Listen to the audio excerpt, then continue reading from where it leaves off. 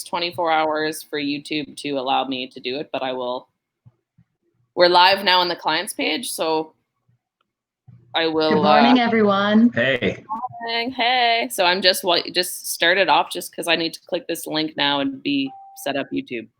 Yeah, no problem. So Cher and I decided that we were going to start a Motivational Monday. You're listening to Motivational Monday here on Training Dogs Online. Wow, I feel motivated just hearing your voice, Ran. I like to help motivate better introductions. Yeah, so apparently my lackluster introduction needed some motivation. But yeah, so we're hoping to have these weekly after last week's Zoom call, and everyone's sort of having just a tough week themselves, not necessarily with dog training, also maybe with dog training, but just in our lives in general. We wanted to have a Motivational Monday. So unfortunately in the comments, it doesn't tell me who's commenting, but somebody loves it, which is awesome. And I'm excited to have the opportunity to chat with you guys and hopefully bring some motivation into your life. And we brought Randy on board because... So maybe some quick introductions. Yeah. Right. Well, I mean, they kind of know who we are, but yeah, so I'm Melissa, as you all know, and with the Dog Spa. And Randy over here can introduce himself. Yeah, I'm with Melissa. You can follow me on Instagram at Randy's Picture webpage. That's the only social media I have. So we're going to do a little Motivational Monday. Yeah, I'm kind of stoked about it, but only because I've had a fantastic week, actually. I've been doing so much reading that I'm super motivated. So, I'm excited. I feel that. I woke up yesterday, as I told you, and it was like I had a fire lit under my ass. I got 18,000 steps in, and that was just me go all day doing things, and it felt so good. I've been eating clean, which also feels really good. And I'm sure Randy will have commentary on that because we're currently doing Whole30, and the sugar withdrawal is real, my friends. Yeah, so for me, the last week, I have not been motivated. I've been anti-motivated because the sugar withdrawal has been kind of exceptionally bad. I've had lots in the way of headaches. I've had lots in the way of just no energy and body aches everywhere. Sugar is a drug, man. And anybody that is telling you otherwise, they don't know much about sugar, I don't think, or they like it too much to believe it. I like it too much to believe it. I mean, but depending on how you look at things, right? Even though I may not have had the motivation to go out and, do all the active stuff that I often try to do, I was able to keep my motivation up to not eat, a pound cake from Sobeys, or to not drink my weight in Sprite or 7-Up if Sprite is unavailable. Well, I saw this thing on Netflix about sugar. I can't remember what it was called, but it was basically a show telling you how bad sugar is, which, I mean, I think we kind of all know that sugar is really shitty, but...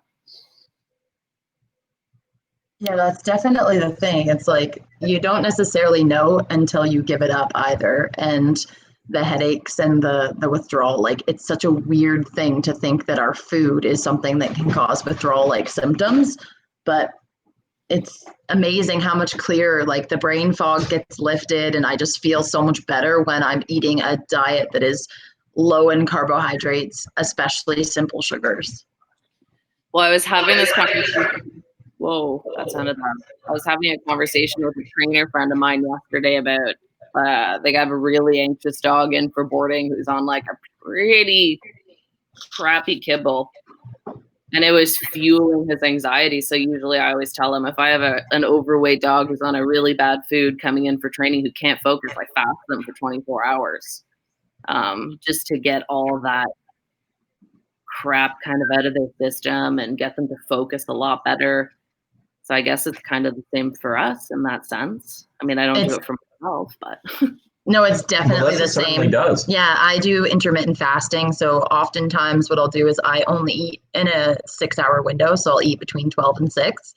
And then other times I'll do intermittent fasting where I fast 24 hours, or I've actually done several 5-day fasts and 1 week-long fast. And people, often go, is that healthy? There's lots of questions around it. The research actually suggests that after 24 hours, there's, and I would butcher the word, so I'm not even going to try saying it. Don't try to say it. And I think it's like autophagy or autophagy. I don't know. It's something. Basically, is it autophagia? I could made be. that up. I have no idea. Basically, it's where your cells start to eat the dead cells. So it helps. I've chatted with our group about my weight loss, and I have a lot of extra skin. It helps with skin elasticity, like getting your skin healthier. So basically, when you fast, your body has the opportunity to stop using the nutrients that you are, consuming, and it actually uses the nutrients that your body has, that you have consumed, and it starts eating all the dead skin cells. So it helps with prevention of cancer. It helps actually treatment of cancer. So there's actually a whole bunch of research that suggests that intermittent fasting is actually really healthy for you. So I'm not suggesting starving by any means. Starvation is not good. Not a doctor and is not offering health advice. Please consult your doctor before taking on any diet plans. And this is why we invited Randy. I did a 24-hour fast on, I can't remember what day it was. In the last 7 days, I've done a 24-hour fast. And the coolest thing that I loved about it, which I've done them before, is I really like food, like a lot. Like, I feel like I go through the day craving food. And just doing the 24-hour fast, I was like, I don't know, it just made me feel so much better. I'm like, I don't really want those chips. Like, I'm going to eat an apple. It totally changed my thinking for some reason. It makes you more mindful. Like, I think it removes the sort of automatic process that we typically live our lives in. And it's funny because you posted Live in the Present today as our Motivational Monday post for the Training Dogs Online page. And that so much is at play, because at the end of the day, if we are living sort of on that autopilot way where we're not living consciously, we're living sort of more I don't know if it's not even instinctual. It's more like we just basically do things because we crave them. We don't do them because we actually think about them. So we're eating mindlessly, right? Instead of biologically eating because we're actually hungry, we're psychologically eating. People tend to do what works. And I mean, that goes for dogs too. It goes for everything that can think, right? We do what works. And if, drinking my weight in 7-Up is going to make me feel moderately better in the near future, I will do that, right? It's the same way that a dog will bark, bark, bark, and then get fed. And you wonder why you have a dog that keeps barking. Well, because it works, right? So one of the things that I think we typically need to work for is making sure that we're being the conscious individual that is actually stepping above that instinctual, egoic kind of, I'm just going to get mine right now and that's all that matters, and live really in the present, but not in a way that is destructive, right? In a more observational and loving place. And I think that's where a lot of stress comes from. It's when you don't necessarily live in the moment as much as you pillage the moment. I'm definitely that way. I read a quote. Well, I feel like I'm echoing really loud here. I read a quote that said, if you're living in the past, you're depressed. If you're living in the future, you're anxious. It is only when you're living in the present that you're at peace. And yep. I am not so much with my dogs, which is really funny. With them, I can totally be in the present. But with my personal life, I am always either in the past or the future. I have the hardest time just being today, this moment. Like, I can't, the future is the worst because I have such bad anxiety, right? So I'm always like, okay, but what if like in 2 hours from now this happens? It's like, who gives a shit if it happens? But for me, it's like, I always have to think about that. I can't let it go. Well, that's it. And that's one of the reasons why I used to like driving my motorcycle, is because I would drive fast and I wouldn't say recklessly. I never drove recklessly, but I would drive to the extent of my abilities, right? And that meant that I was constantly focused on the moment. And it's very similar. It's a very similar mindset that we try to push ourselves in with dog training. We need to be in the moment with that dog, being able to mark every individual behavior as it happens, being able to respond to things as it happens. Because if not, we start marking and responding to things that maybe we didn't mean to, like the time that I taught my dog how to sneeze every time I laid down. So, and there's worse things, right? Like at the end of the day, he marked something silly, but when we're living unconsciously, and I listened to a podcast recently actually, and they were saying that people live 70+% of their lives in that sort of unconscious state, whether they're like, it's almost like that fight or flight state, right? You're in a survival mode, you're just living, and it's kind of like, I always say, it's like when you drive to work and you don't even remember the drive, right? It's when we do those things unconsciously, people live 70+% of their lives in that state. So if we're marking behaviors in our dogs in that state of mind, right, we're so unconscious, we don't even recognize that we're rewarding or reinforcing behaviors that we don't like. So like Rand said, the bark, bark, bark, the dog's annoying you. It's attention seeking. It's like, I want attention. And we appease it. We give it food, or we go let it out. And what we do is we create a dog that we don't really like. And that's through our unconscious behavior. It's funny because when it comes to that, I try to write down the things that I do, and I'm sure you're the same way, where I probably do that a lot in my personal life with the people in my life, but with the dogs, it's second nature. Like I can go through 70% of my day with a dog and not reinforce bad stuff because it just comes. It's like clients always ask me, like, what does your day look like? And all the little moments that you don't really know you're doing, like your dog is about to go up the stairs and it's maybe going to charge in front of you and you just put your leg out. You don't even say anything. You just like kind of body block them and keep going with your day. It's those little things that are just, with the dogs, I don't have it. It's inside me. Like it just comes out and I don't even notice that I'm doing it. But the thing is, there is a certain element of that means you're living in the moment when it comes to dogs. So in the same way that Randy on the motorcycle, like he talks about, he had to be conscious of his every move because if he didn't, he'd, ditch the bike.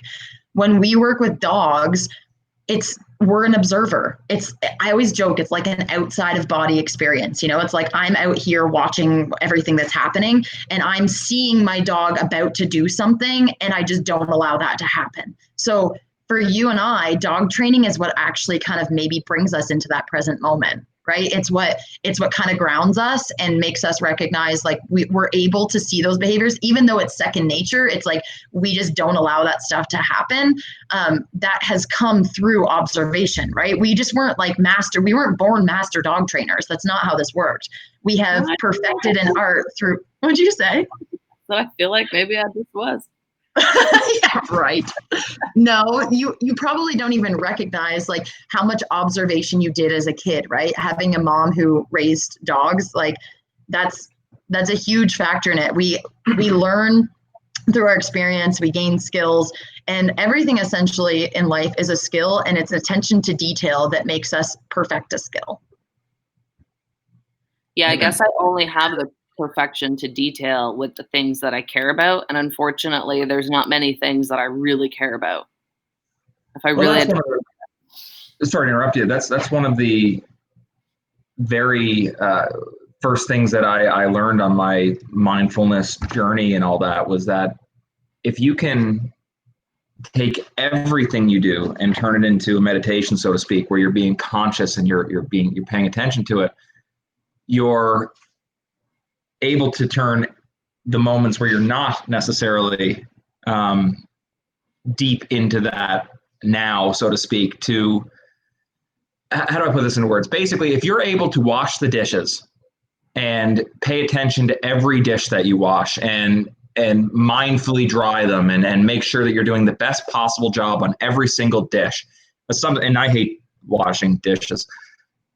So when you're able to take that and breathe it out and wash the dish and recognize what you're doing and really be in that, well, you might then go, to do something else and not be trying to do that mindful thing the same way, but you will still have residual effects. So basically, what I'm trying to say is that for every moment of mindfulness that you can bring into your life, every moment of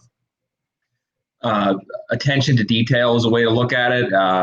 Every moment that you can put that into your life, even in the moments where you fail to do that, you will still have residual benefits. The dish example is actually perfect, because being mindful, I think I guess I didn't know enough about it to understand that it's always being present in the moment you're in, even if it's a crappy moment, like just be present and focus on it.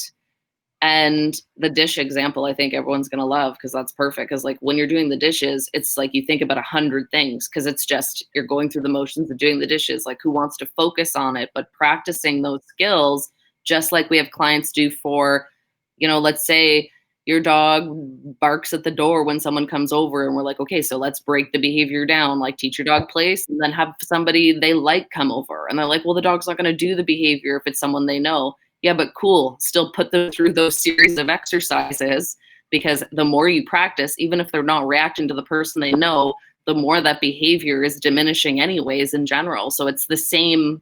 It's funny that you say that, because that's exactly what went through my mind, that it's totally the exact same principle. It doesn't need to be this huge moment of mindfulness. Just practice it a little bit so it becomes better. Yeah, no, that's awesome. I love the connection that your brain drew there. That's perfect. Well, it's also because I was thinking about breaking down small behaviors a lot today, and I'm writing a blog about it for the page. But it totally is the same thing, because we get clients say that all the time, right? Well, set it up, like teach your dog with people they know. And they're like, well, they're not going to do it. So what's the point? Like, well, that's the point.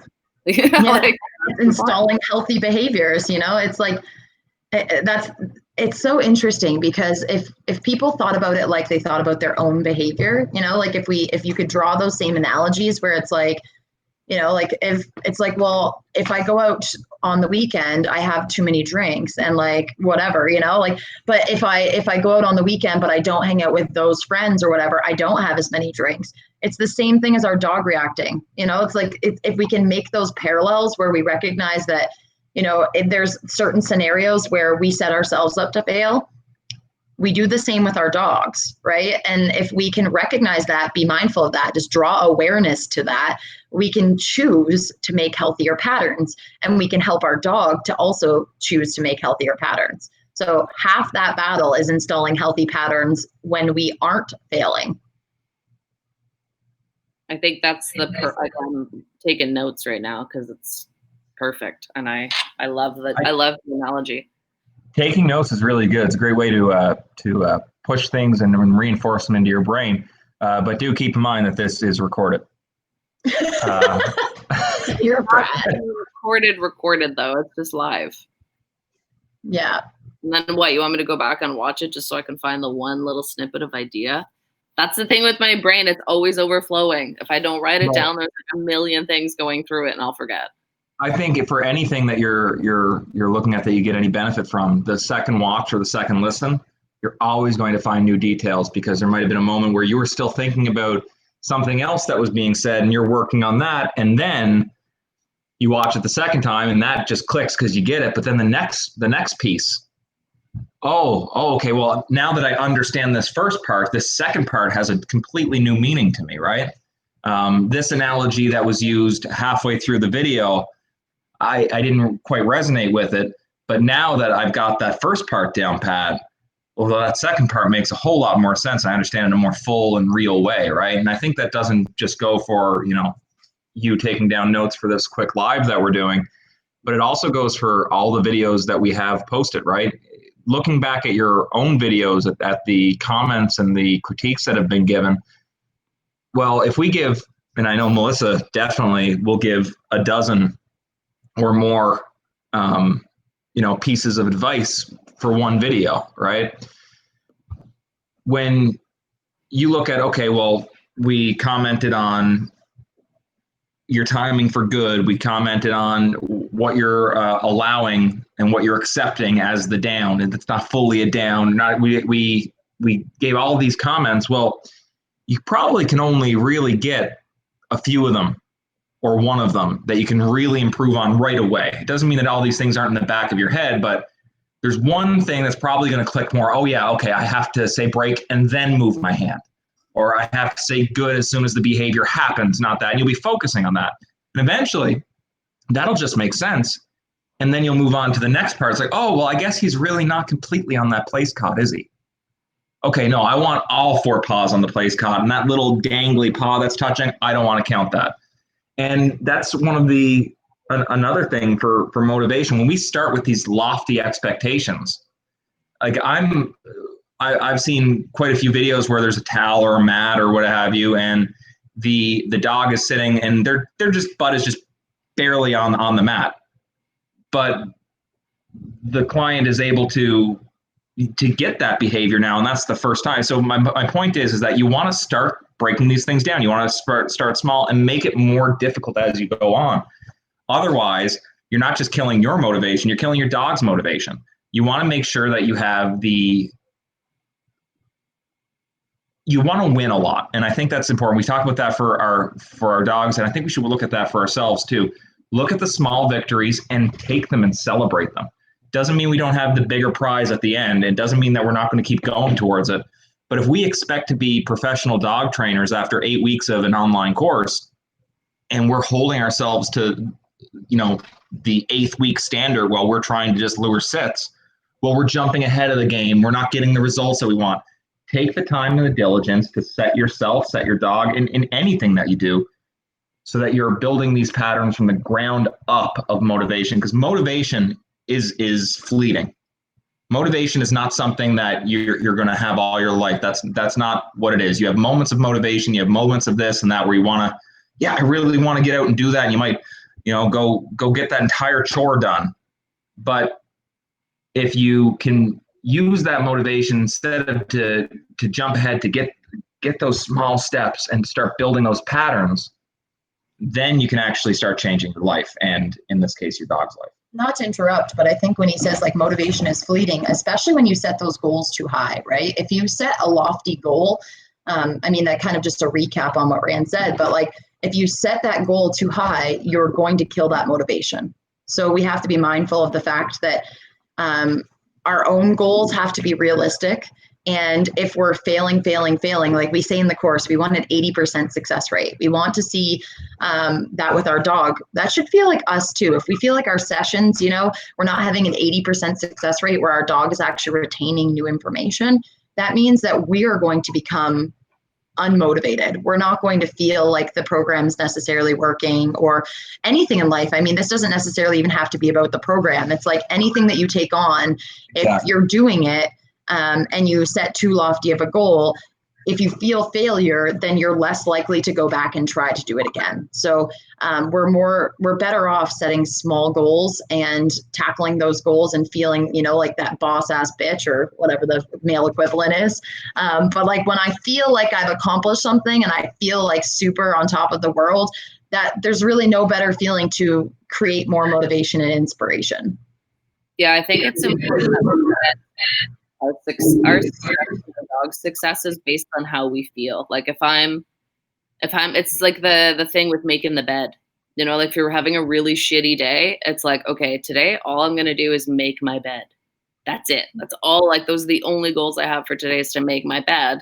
And then at least it's achievable, it's simple, and then when you do it, you feel great. So if you're having a shitty day and it's like, okay, now I'm on unit 4, today I need to do all of these things, you need to break it smaller, like instead, because that you're just going to feel frustrated and overwhelmed if you go too far. So just maybe that day it's like, okay, I'm just going to do sit and break. My dog knows sit, he has ignition, and start with that on the days where you feel like you just need a little bit of success just to get you through this day. That's exactly right. And I want to jump in on something you mentioned. You said, you're having a shitty day, you're having a bad day. Well, my question is,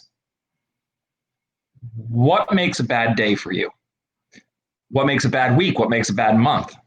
Because if we're saying we're having a bad day, we're kind of projecting onto the future of that day thoughts and feelings that we have about the past of that day. So if I wake up and, the roof is leaking and, the dog is pooped on the floor where the floor is leaking. So I have water coming in from the roof, and there's poop going into my hardwood floor. It's an absolute mess.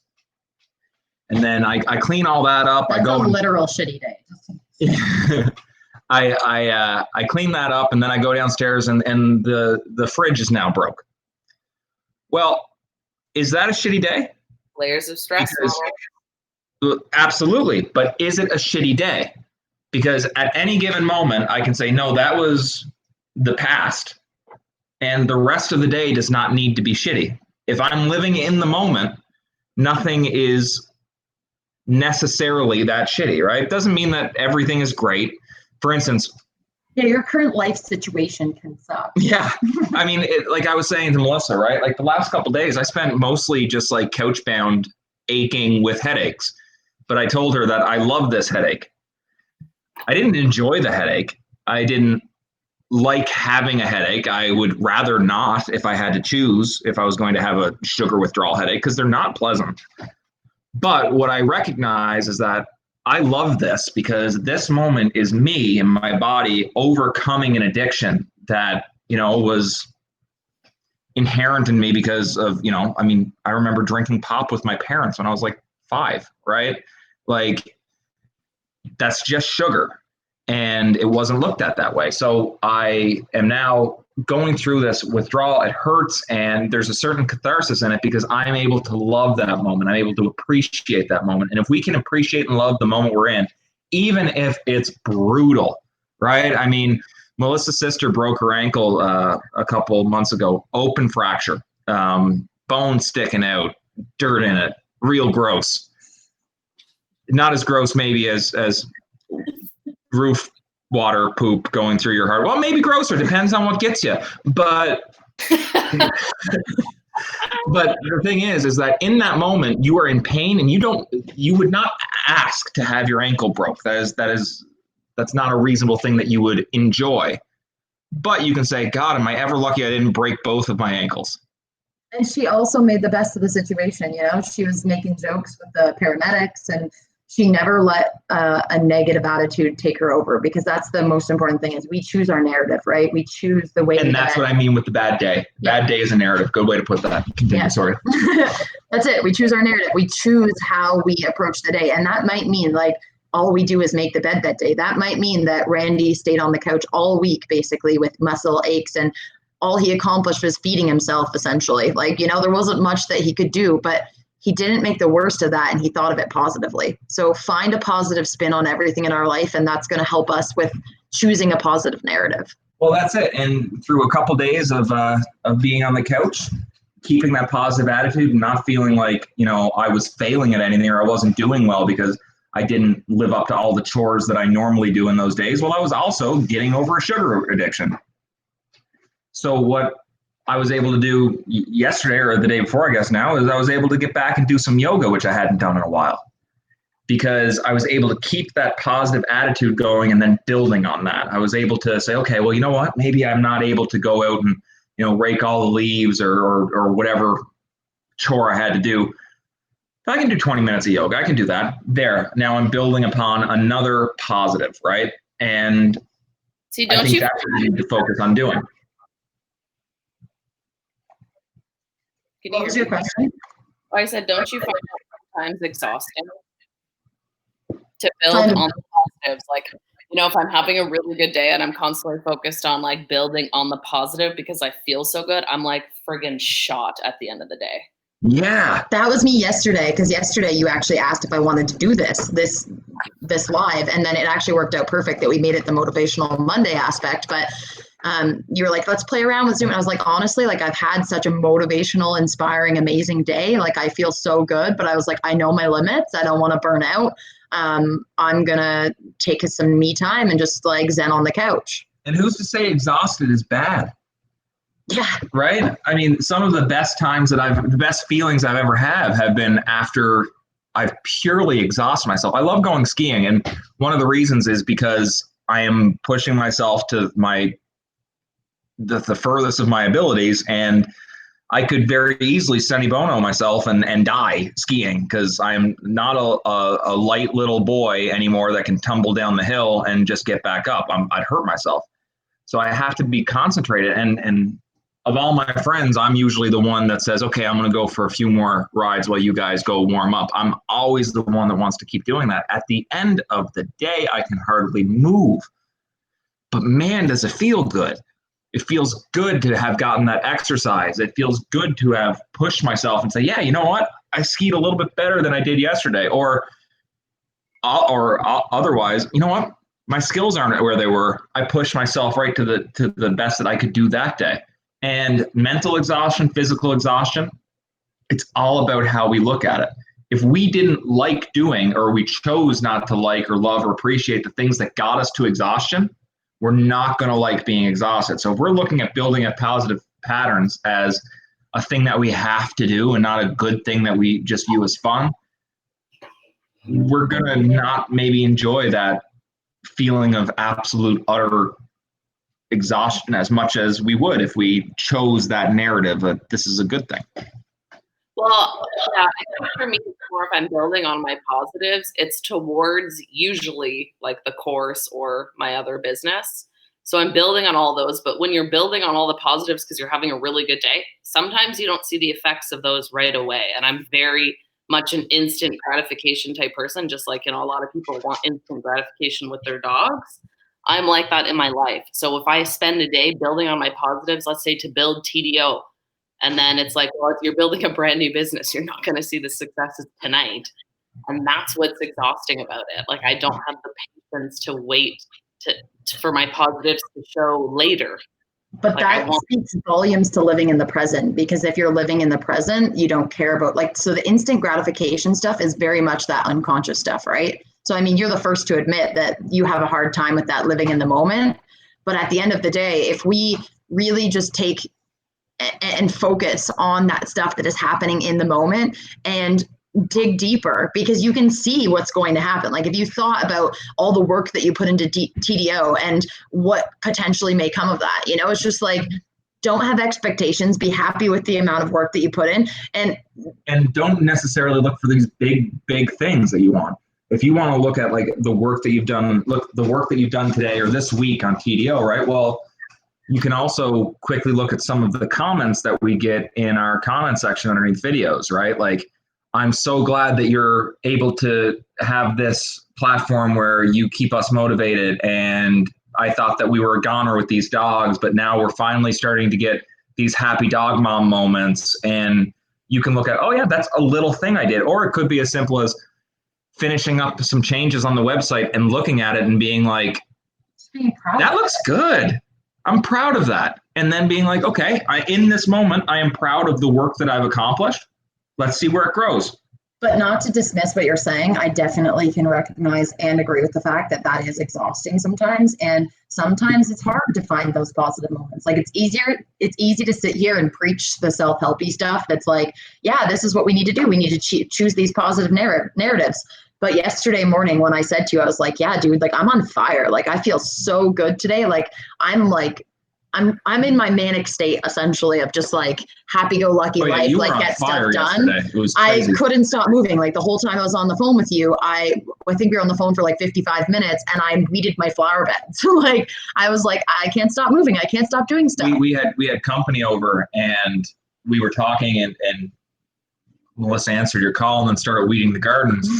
And Alexa and I just looked at each other in awe, because it's like she doesn't stop, right? And in these moments, that's the way she is. But I have my other moments, which is, I think, what Cher was kind of saying, these exhausting moments where, like, last week I couldn't find the motivation to work on stuff. I went to Cape Breton a couple of weeks ago, and I was, I had these lofty goals to get things done, and it was good. There was some productivity there, but I think I set an unrealistic expectation because I had been struggling before going to Cape Breton with just too much commitment, too much on my plate. And then when we went, I was, super motivated, and the idea of going alone was motivational for me. And it did help to, reframe my mind. But I think I self-sabotaged in the way that I set expectations that I allowed myself, I allowed myself to potentially fail. So if we approach things daily and we're just like, you know what, like Cher said, some days it's just as simple as all we're going to do today is make our bed. When we accomplish that simple goal, we're like, you know what, maybe I'm going to unload the dishwasher. Yeah, tackled that one too. Maybe I'm going to put a load of laundry in. And then it's like, you know what, I've accomplished all those goals. Maybe I'll try to tackle TDO today. Yeah, that's pretty much how I do it, because like I'm kind of the same personality as you, where there's like, ups and downs, and some are really low and some are really high, and then you can kind of get stuck in them. And you're the one who told me that, like, on the bad days, it's just pick one thing that is super accomplishable, like, that you can accomplish really easily, and then just try to build on those successes, which is, I mean, we preach about in dog training all the time, right? Build on small successes until you get to where you want to go.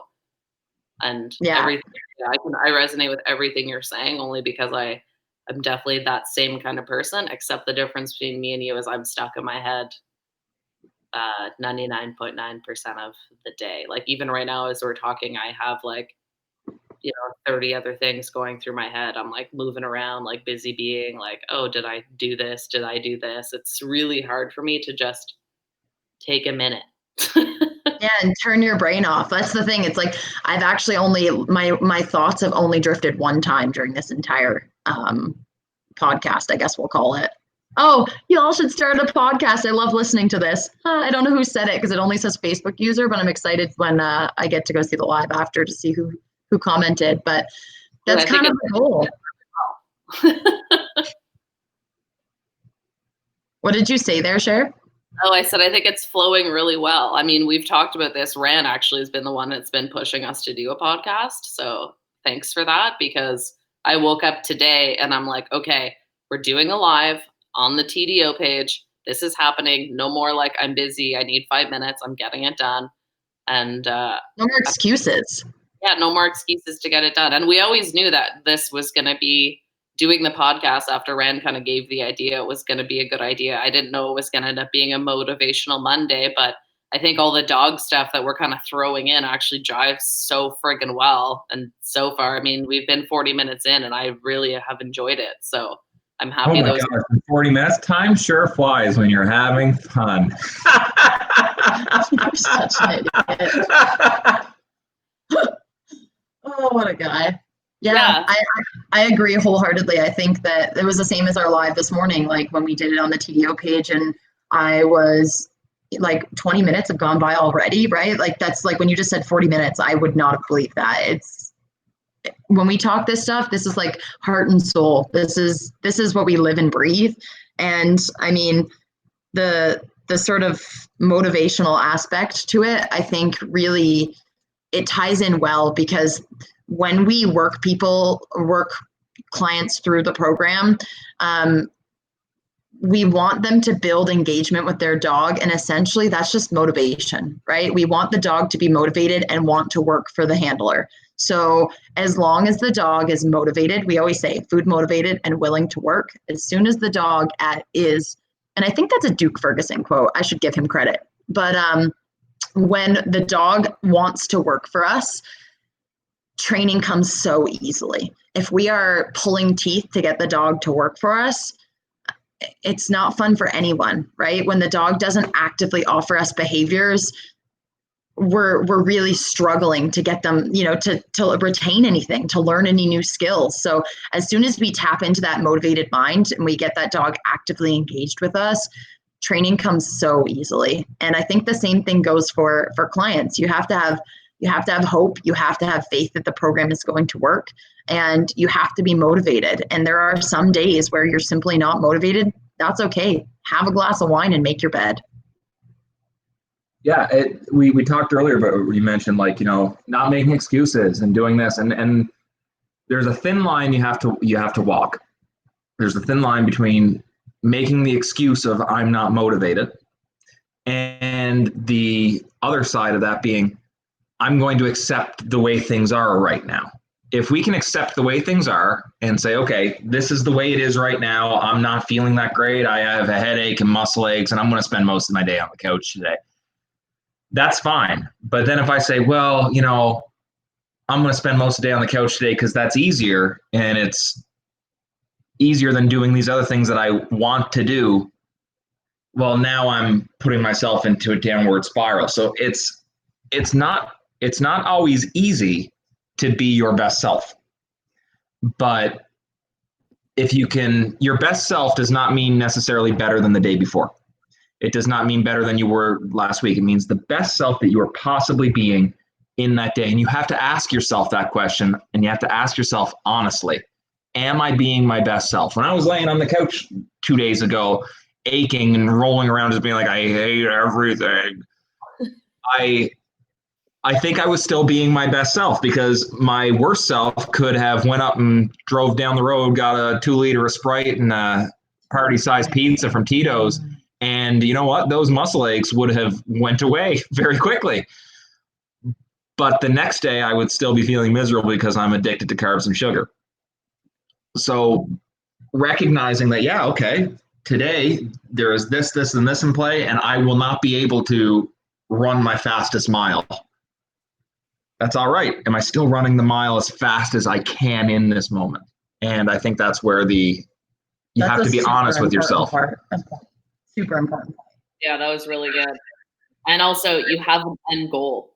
So like, even if you're having a crappy day with your dog, or your dog is not, his best self that day, just keep in mind that you have an end goal and there's no rush to get there. So even like Rand's struggling and he feels like shit, in his mind, what's pushing him is like, I have an end. Like, there's a reason for this. Like, there's Absolutely. a reason I'm going this way. I think that's the difference between goals and expectations too, right? You set a goal with logical steps that sometimes you take a step back and you have to, like you might take a step back or 5 steps back and you have to keep working towards. When you have an expectation versus a goal, expectations are premeditated disappointments. I think that's the quote. Resentments. Yeah, premeditated resentments. Regardless, either word works. Essentially, if you set yourself up with an expectation, and you don't accomplish it, you're going to feel failure. You're going to feel all those awful feelings that you don't want to feel, right? Resentment, disappointment, failure. Whereas if you set a goal, there's no one telling you how you have to accomplish that goal. That goal is for you to set. That goal is for you to, modify, whatever. And at the end of the day, if we take logical steps to accomplish that goal, there's no right path. There's no right way. And we could maybe take a million different paths to get there. So that may mean that, especially when we have a bunch of goals. Right now, we have this goal of eating clean. That's maybe affecting some of the other goals that we have in our life, but that's okay, because like Ren said, as long as we're being our best self today, we don't have to worry about what our best self looked like yesterday and what our best self will look like tomorrow. Yeah, the goals are really important, because I think we talk about this with dog training, where someone will, let's say, I don't know what unit it is, but let's say they're wanting to condition the halty, right? And they'll message and say, oh, okay, but like, am I just doing this now? Because how can I focus on conditioning a halty if I have to do this 4 lessons a day, and then also work on the obedience part of the training? So there's nothing wrong with breaking down your goals. If it's more important for you to condition your dog to a halty, because that's going to be like part of the rest of your dog's life, you can focus just on that goal for a couple days and then move on to your other goals. You can't, if you start to have 20 goals in a day, if you're like me, you're going to feel defeated right away. Like right off the bat, I'm deflated. Mm-hmm. I let those. Me and you. Preach, sister. I think, sorry, go ahead. I was going to say, and then when it comes to failures, again, if you're like me, I have a really hard time getting over my failures. So the difference between expectations and goals are really, really important for me to put into perspective, because if I fail on a really easy expectation, the failure of that can keep me alive. Devastating. It takes me so long to get over that hump. I think maybe this will be a topic that we can spend hours on in maybe a future podcast. But I think that there are definitions that are, I always think that words are important, and the slight differences between words actually make a big difference. So I think that we should maybe spend another podcast talking about the difference between goals, expectations, and ideals, as well as whether our goals are SMART goals or VAPID goals, right? And I think that, an ideal is, I explained this to Melissa one day, right? You might want to be the best hockey player in the world. That's the ideal, right? Well, only one person out of 8 billion can be the best hockey player in the world. You're probably setting yourself up for failure if, especially me at 31 years old, if I decide that I'm going to be the best hockey player in the world. I don't know who's the best these days, but I'm sure like Sidney Crosby or somebody would have a word to speak with me. That said, that doesn't mean that my ideal can't be that, and then I can't take, SMART goals that I'm able to accomplish in order to get myself there. And then you never know, I might be the best hockey player in my ball hockey league. Like that could happen. That's not necessarily a goal either. That also could be an ideal, but you want to work towards that, right? And then the difference between SMART and VAPID goals, right? Like, are your goals specific? Are they measurable? Can you actually achieve them? Are they relevant? Are they time bound? Like, are these things that are actually, possible to happen? And I think that that's definitely a topic for another week, but something to keep in mind when we're building our own motivation is like, okay, if you're trying to have this perfect dog, well, I'm going to tell you something. My dog Ahsoka is never going to be a perfect dog. Like she's perfect just the way she is. And what is perfect? But that's what is it. The definition of perfect? That is exactly it, right? Like she has wicked obedience and she is sweet, but she is wild. And that's okay. I can work. My ideal is to have her as a calmer, more reasonable dog. Biddable. Yeah, right. Like I want her to be calmer, and I am working on doing exercises that de-escalate her escalations, right? But for me to say right now, like, okay, I'm going to spend a week and then I'm going to train my dog and she's going to be super calm and nice and I'm going to be able to take her to the dog park. It's like, no, Ahsoka's never getting to the dog park. Like that's not a thing that's going to happen. And that's okay. Doesn't mean that it necessarily won't, but like it's not a realistic goal for me to have. However, it could be an ideal that I work towards. That's about being logical and understanding limitations too, right? So being realistic about goals, being realistic about ideals, and not having unrealistic expectations. I think that's a great point to end it on, because I think we could talk about all of this stuff forever, and we're almost an hour in. And Agreed. I think that's a good cutoff point. All right. So, Cher, do you have anything to plug? Set small goals if you're having a shitty day. And where can we find you on social media? streetwisecanine.com or on Facebook. Plug it, like, is that a good enough plug, or like do you okay, here. We'll get better at these, Cher. Okay, Look at my introduction. So this will be Randy's plug. He'll show us how to do it. You can find Melissa at Training Dogs Online on all the social medias. You can also find her on. That's weak. I can even do better than that. Well, then do better. Melissa, do you have anything to plug? You can find us on Instagram, Training Dogs Online, as well as our webpage, trainingdogsonline.ca.